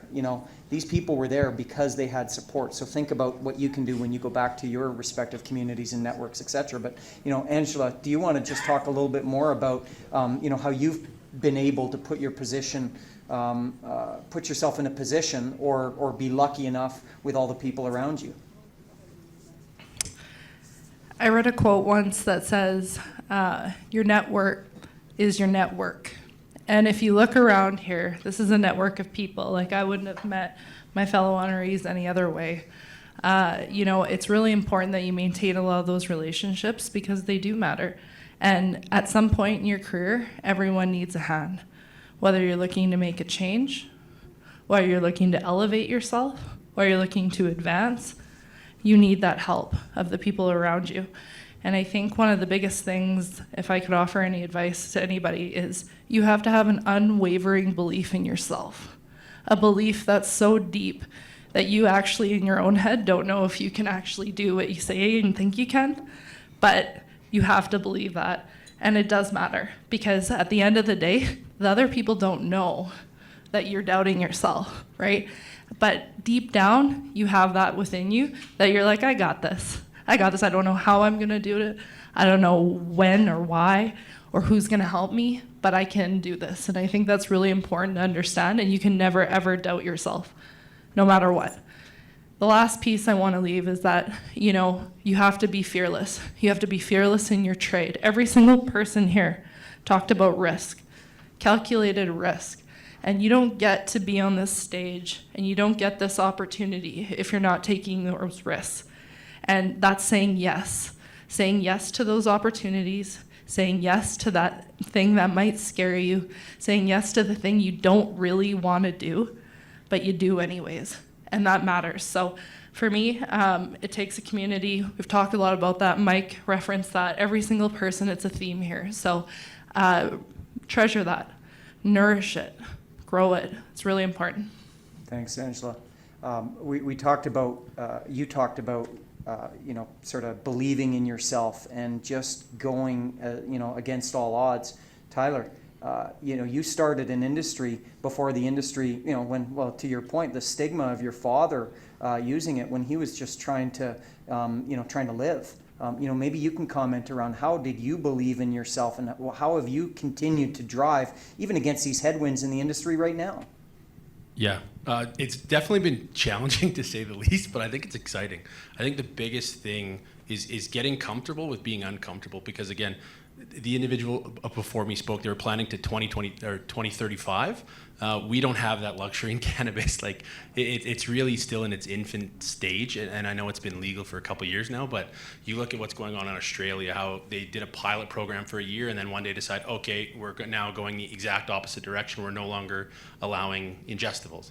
You look at Denmark moving. So when you look at the global landscape of cannabis, it's you have to be comfortable with being uncomfortable, and like you never know what tomorrow brings. And I almost, going back to relate to my father, like tomorrow isn't promised. So like taking the opportunity, taking the challenge, and really get a get-to attitude, that's what I really think this group embellishes. And really, again, just the opportunity to be a challenger is really kind of how I look at the space. And again, I'm fortunate to be here, and I still think it's kind of funny that I sell cannabis compared to some of the tremendous accolades my peers have done.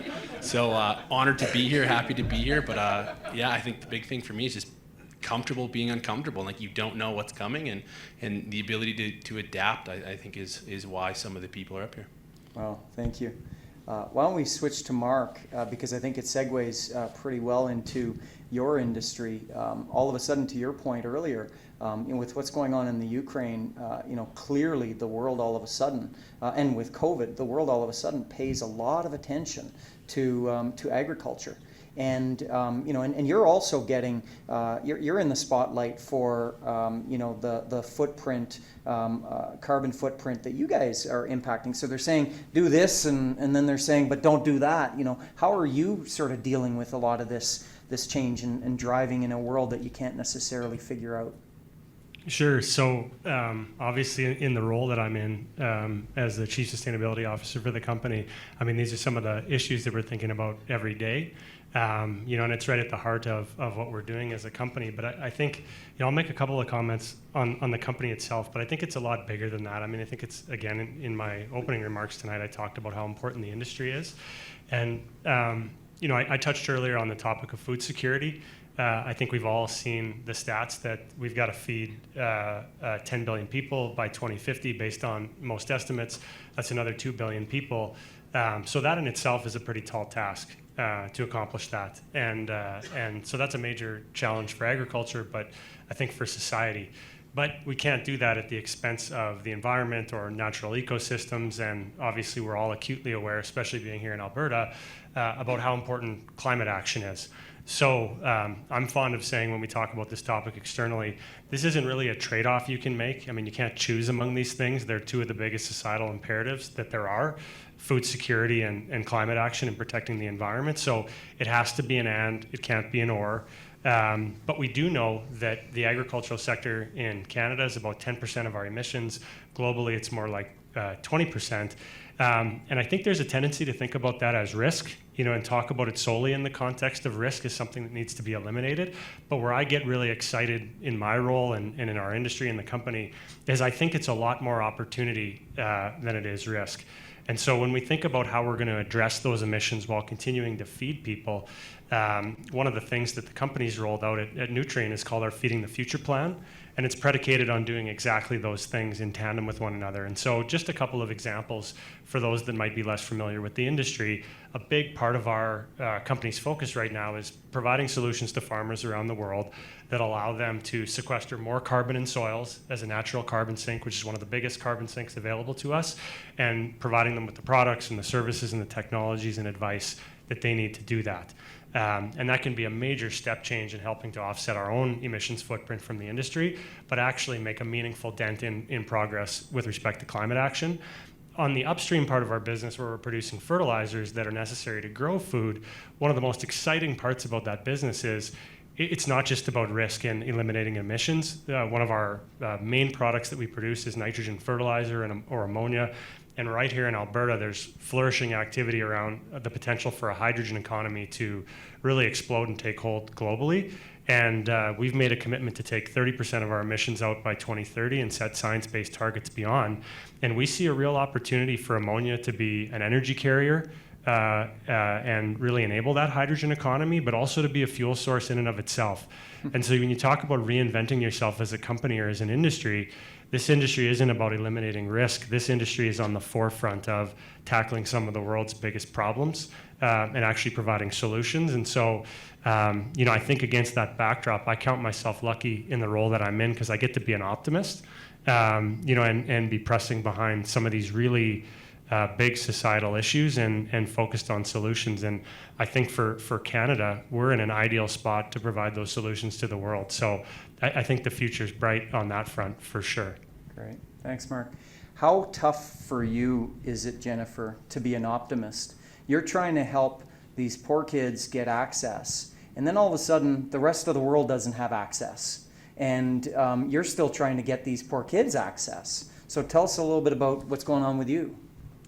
Sure, yeah. I mean, I think one thing about the pandemic that's been really illustrative, because people think of public policy as being very slow and hard to change, and research as well, hard to implement. And then a global pandemic happens, and you see everyone's lived it. Everyone's seen rapid changes in policies and systems, almost frustratingly so, right, where things are being rolled out in real time, and it's impacted everybody. And I think in some ways, I'm very optimistic that we can learn from the pandemic and learn how to do things differently, how to be more innovative and dynamic in how we respond to crises, and also how we take some of the lessons and the hard times that people have had during the pandemic and try to change systems proactively so that we don't have to do that again in terms of recovery efforts or in terms of, if there's other kind of emergencies that come up. So I think that's the optimism, and I think everyone started to see that there's a lot of different people who experience different challenges in their life, and it's important that we from the start design policies and systems that are thinking of everybody, so that we don't run into these challenges that we have with the pandemic, where there's a lot of exclusions and a lot of people who have been left. For example, the COVID CERB funding, like a lot of people weren't eligible for that, or thinking about access to vaccines or inclusion in schools and things like that. So, I think the key is that we right now need to take the time to reflect and learn on how things went and how we can do better in the future and how we can more rapidly implement policies and research in real time instead of the many years it often tends to take. Wow. Well, I can tell you, not just from you, Jennifer, but all 9 of you that have spoken, I'm personally optimistic because I know that we've got young people like the 9 of you that are changing the world right here in our backyard.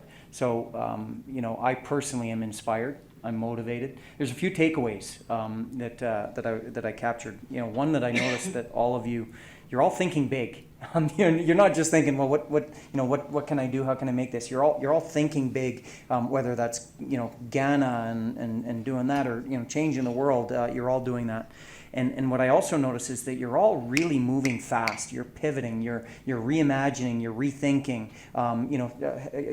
Public policy, it doesn't move as slow as you might think it does, and I think Alika would probably say the same. But probably the biggest thing that I also noticed out of all of you is you're not all doing what you're doing to make a buck. You're all doing this with a sense of purpose. And I'm a strong believer that when you have a sense of purpose, the luck is going to follow. The success is going to follow. People are going to follow, and they're going to be there to support you in your community. And so, you heard Reynold earlier talk about how these people get selected. These people aren't selected because they are the best in their business. That certainly contributes. They aren't selected because they've done something that nobody else has. That's part of it. But they are also getting selected because they are making the world a better place. And so for that, on behalf of everybody in the room and Caldwell and all the sponsors, congratulations to all of you. Fantastic.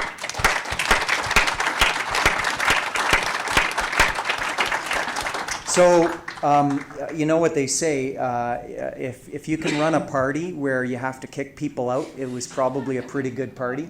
Well, we are getting kicked out. I'm not kidding. We had the room until 8, and they told us we're going to extend it till 8:30, but the vacuums come out.